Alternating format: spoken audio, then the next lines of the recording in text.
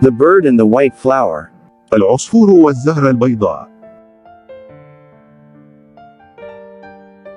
Once upon a time, a bird falls in love with a white flower. He keeps telling her about his love, but the flower ignores him. One day she told him that she will not love him unless her color become red. The bird flies above her, and he starts to take of his feathering using his beak, and the drops of his red blood falls down over the white flower till she become totally red. Only then did she realize how much he loves her.